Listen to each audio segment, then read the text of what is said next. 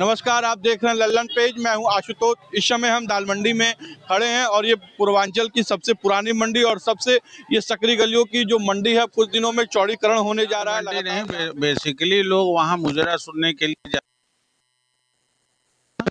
कालांतर में जो है वहाँ पर धीरे धीरे व्यापारिक केंद्र बना दिया गया, कोठे सब बंद हो गए। सामाजिक विकास के क्रम में बहुत सी चीज़ें बनारस की जो पौराणिक थी या जो यहाँ की परंपराएं थी, जिससे समाज की स्वीकृति नहीं मिल पा रही थी, तो उसको बंद करना पड़ा। जैसे दाल मंडी का कोठा बंद हो गया, मुजरा नहीं होता है। शिवदासपुर में भी जो है वहाँ भी कोठा था, वो भी लगभग बंद हो गया। तो अब ये सब चीज़ें बंद हो गई। नहीं हूँ, आपके ज़्यादा सवालों को जवाब नहीं दे पाऊंगा, लेकिन मेरा कहना ये है कि बाबा विश्वनाथ का नाम लेकर आप अन्याय मत करिए यहाँ के दुकानदारों के साथ। दुकानदारों को 1 रुपया भी नहीं मिल रहा है। हम भी यहाँ के दुकानदार हैं। हमारी उम्र करीब 45 साल उम्र है हमारी। हम ज़्यादा पढ़े लिखे भी नहीं है। बताइए हम क्या करेंगे।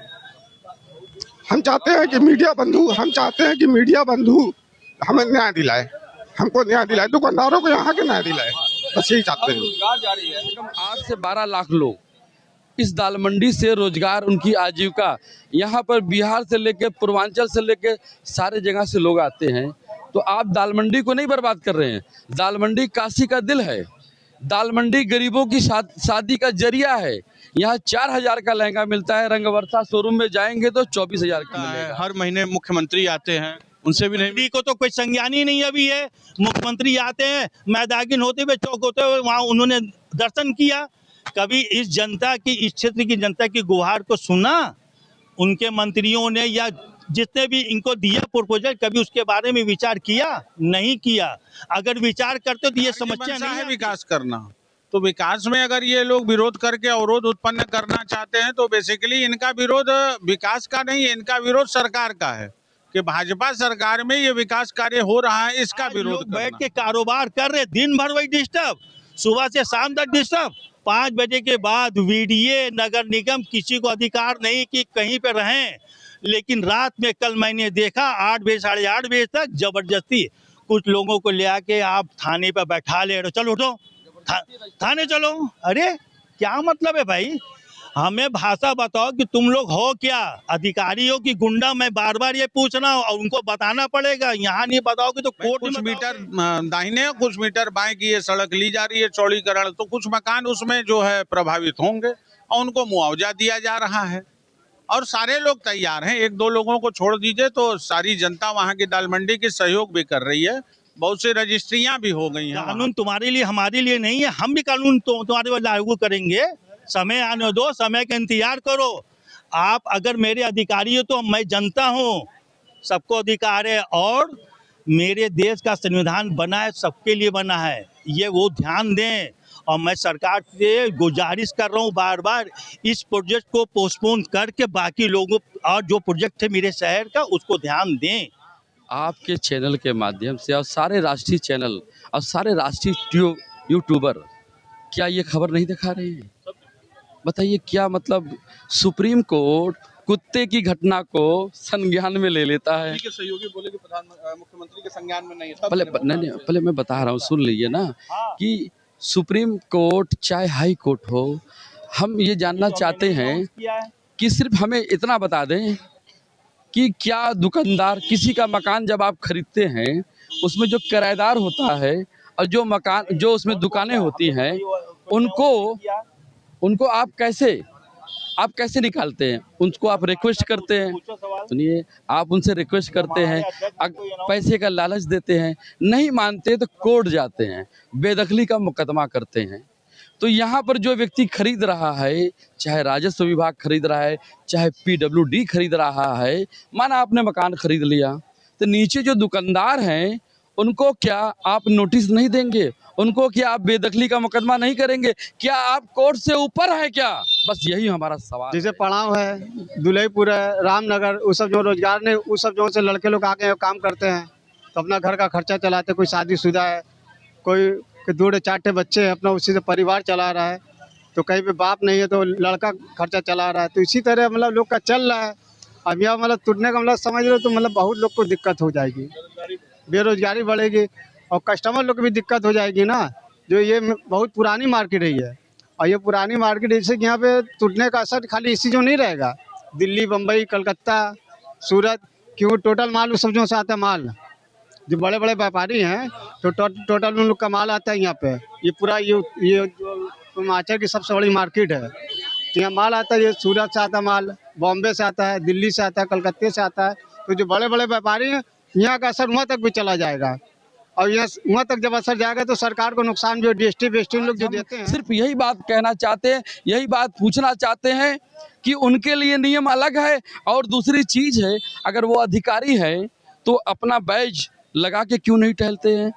आखिर ये मान लिया जाए कि वो क्या नाम है, अधिकारी की शक्ल में बिल्डर बने हुए हैं क्या, कि जो अनैतिक कार्य कर रहे हैं, इसकी जिम्मेदारी कौन लेगा। जिले के DM साहब से हम गुहार करते हैं, आपने माननीय उच्च न्यायालय में एक एफिडेविट दिया कि दाल मंडी के जो चौड़ीकरण का प्रस्ताव है, दाल मंडी के लोगों की सहमति के बगैर कोई काम नहीं करेंगे।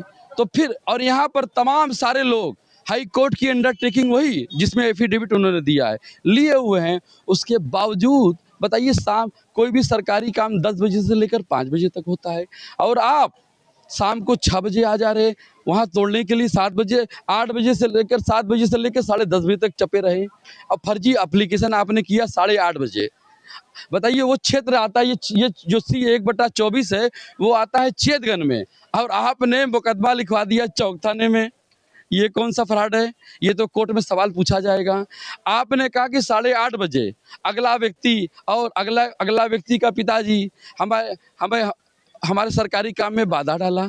आप लाते हो नोटिस 18/2003 की, कोई भी नोटिस किसी भी वकील से पूछ लीजिएगा, सरकारी वकील से, सॉलिसिटर जनरल से पूछ लीजिएगा, एडिशनल जनरल से पूछ लीजिएगा, अटॉर्नी जनरल से पूछ लीजिएगा, सिर्फ ये पूछ लीजिएगा कि कोई भी नोटिस कितने दिन तक वैलिड होती है।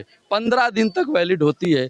आप 2003 की बात को लेकर मैं पूछना चाहता हूँ VDA से, क्या शहर में जितनी भी बिल्डिंगें बनी हुई हैं क्या उसका नक्शा पास हुआ है क्या? G+2 तो नक्शा है, तो आप उन सारी बिल्डिंगों को नहीं तोड़ ले, दाल मंडी को तोड़ लें। मतलब क्या जुल्म की इंतहा कर रहे हैं आप, बात नहीं कर रहे हैं, सिर्फ कानून के सहारे आपको बताइए रात में 7 बजे बैठा दिया गया थाने पर। एक बैठक आप लोग की हुई थी सर्किट हाउस में। हाँ लोग गए थे। अब बताइए दाल मंडी के लोगों को आप कह रहे लोता चले जाओ, कोटवा चले जाओ, क्या मतलब है?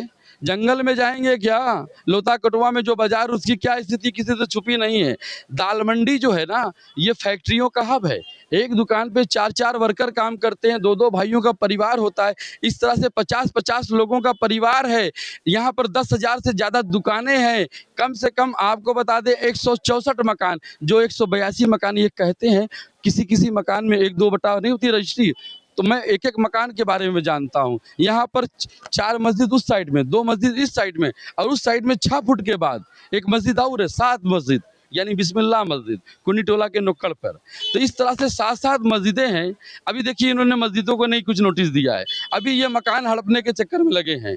देखिए एक बात बता दें, आप चौड़ीकरण करिए ना, मुख्य मार्ग का करिए, कौन मना कर रहा है आपसे? मुख्य मार्ग करिए, मुख्य मार्ग सामान मिलते हैं, और यहाँ पर हमारे बहुसंख्यक भाई आते हैं, और हम जितना भी सामान बेचते हैं, दिल्ली के राजेश भाई का बेचते हैं, बम्बई के सुनील भाई का माल बेचते हैं, तो ये एक तरह से सबका नुकसान होगा, हमारे बहुसंख्यक भाई का नुकसान होगा। ये सरकार जो जताने का प्रयास कर रही है, उनको उनके नीचे के लोगों ने उनको मिसगाइड किया है। और तो और ये प्रस्ताव यहाँ बना ही नहीं था, प्रस्ताव तो यहाँ से 150 मीटर आगे सनातन धर्म कुदई चौकी का बना था। उसको राजनीतिक कारणों से वो व्यक्ति ले आए जो अपनी पार्टी में उपेक्षित थे, वो ले कर आए, उन्होंने आरोप लगाया कि दाल मंडी को अतिक्रमण करके बनाया गया है। नापी हुई, उसमें कुछ नहीं मिला। उसके बाद फिर उन्होंने कहा कि अब हम मुआवजा देंगे। भाई हम लैंड ओनर हैं, हम किराएदार नहीं हैं, हम मकान मालिक हैं, पीढ़ी दर पीढ़ी आए हैं, विरासत दर विरासत आए हैं।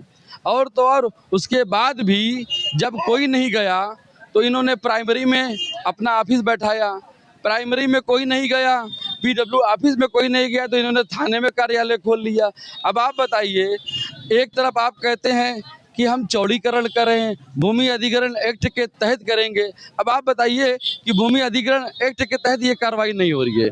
ये एक बिल्डर, जैसे बिल्डर कार्य करता है गुंडई। अच्छा बताइए, आपने कोई का मकान खरीद लिया, उसके बाद देखिए, उसके बाद भी जब इनको कुछ नहीं मिला तो इन्होंने नोटिस दिया, किसकी, जल कल की, मकान टैक्स की, लोगों ने टैक्स दे दिया। बिजली का साइड हो जाए, थोड़ा सा लोगों को आने जाने दे, रास्ता ना जाम करिए, लोगों को आवागमन जाने दीजिए।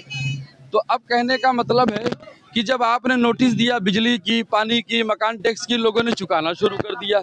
जब आप उससे भी नहीं हुए तो फिर आप वीडियो को लेके चले आए। वीडियो को जब लेके आप आते हैं तो कहते हैं कि किसी को सन 84 की नोटिस, कोई नोटिस 15 दिन के लिए ही तो होती है, उससे ऊपर तो होती नहीं है।